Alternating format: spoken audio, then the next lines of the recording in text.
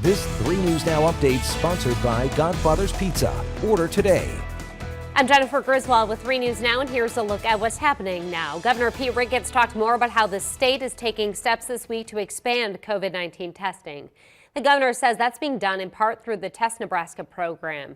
More than 129,000 Nebraskans have completed an online assessment. He said the state completed 526 tests through the program on Wednesday, the third day of testing. And another testing site will be opening Friday at the Lancaster Event Center in Lincoln. The Nebraska National Guard is expanding its role in dealing with the coronavirus. Governor Pete Ricketts says nearly 400 Nebraska National Guard soldiers and airmen and women are deployed to help. To give you some context, roughly 350 Guard members were called during last year's floods. Guard members have collected about 30% of the state's COVID-19 tests.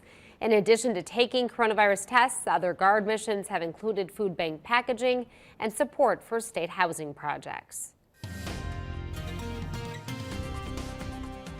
And on 3 News Now, Chief Meteorologist Jennifer Zuppin with this latest weather update. Well, it's been a fairly gloomy, kind of gray and wet day, on and off rain showers.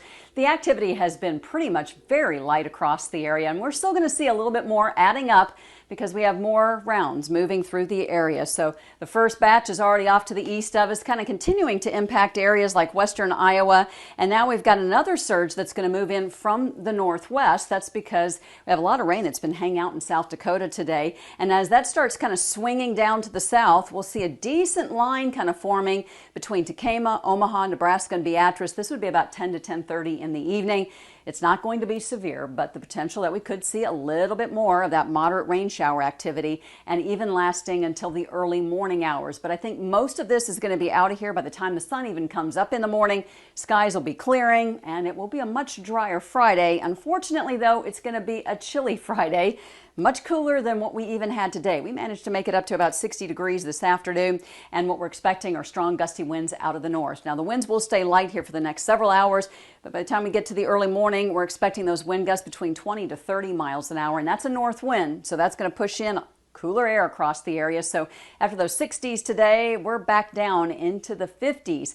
39 degrees here for tonight. So I do think that for majority of us, we'll probably stay out of that concern for frost developing, but that will be a bigger concern going into Saturday and potentially even Monday morning too.